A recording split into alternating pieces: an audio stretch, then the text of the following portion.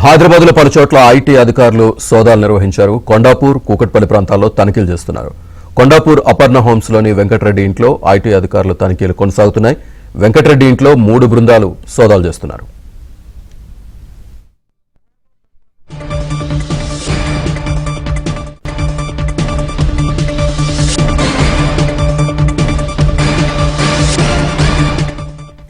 IT దాడులకు సంబంధించి పూర్తి సమాచారాన్ని మా కరెస్పాండెంట్ మణికంఠ అందిస్తారు. మణికంఠ,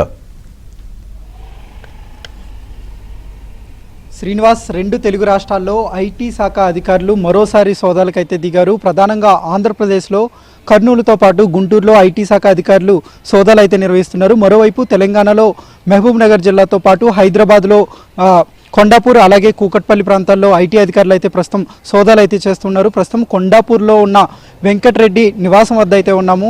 ప్రధానంగా అపర్ణ అర్చేడ్స్లో నివాసం ఉంటూ ఉన్నాడు. కొండారెడ్డి ఇంటికి తెల్లవారుజామున 4 గంటలకే ఐటీ అధికారుల బృందాలు అయితే చేరుకున్నాయి. సుమారుగా 3 బృందాలు అయితే ప్రస్తుతం అతని నివాసంలో అయితే పూర్తిగా సోదాలు అయితే కొనసాగిస్తూ ఉన్నారు.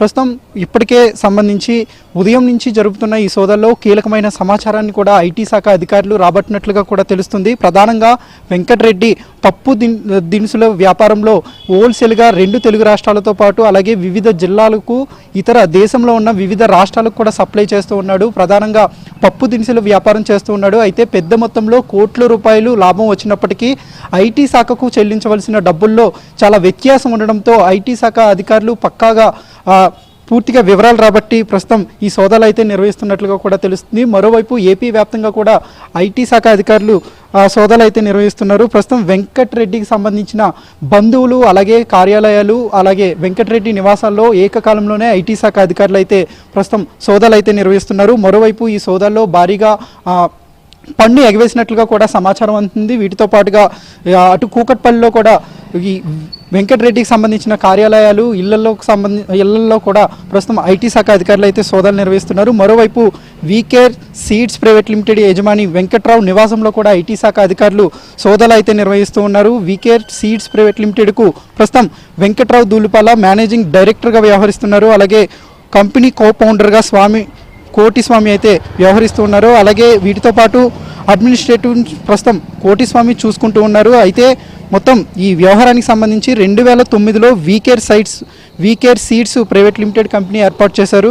గత ఏడాది అంటే 2024లో సుమారుగా వీకేర్ సీడ్స్కి 696 కోట్ల రూపాయల ఆదాయం వచ్చింది. అలాగే ఈ ఏడాది ఇప్పటి వరకు అంటే జనవరి నుంచి ఈ నెల వరకు సుమారుగా 778 కోట్ల రూపాయలు ఆదాయం వచ్చింది. అయితే ఈ వీకేర్ సీడ్స్కి సంబంధించి కావచ్చు, అటు వెంకటరెడ్డి అలాగే ప్రస్తుతం పప్పు దినుసుల వ్యాపారం నిర్వహిస్తున్న వెంకటరెడ్డితో పాటు అలాగే వీకేర్ సీడ్స్ అధినేత వెంకట్రావు వీళ్ళిద్దరికీ కూడా చాలా దగ్గర సంబంధాలు ఉన్నట్లుగా కూడా తెలిసింది. వీళ్ళిద్దరూ కొలాబరేట్ అయ్యి ఈ డబ్బునంతా కూడా వేరు మార్గంలో పెట్టుబడులు పెట్టినట్లు ఐటీ శాఖ అధికారులు అయితే గుర్తించారు. ప్రస్తుతం ఇటు వెంకటరెడ్డి నివాసంలో కావచ్చు అలాగే వెంకట్రావు నివాసంలో కావచ్చు ఏకకాలంలో ప్రస్తుతం 10 చోట్ల ఐటీ శాఖ అధికారులు వివిధ బృందాలుగా ఏర్పడి ప్రస్తుతం సోదాలు అయితే నిర్వహిస్తున్నారు.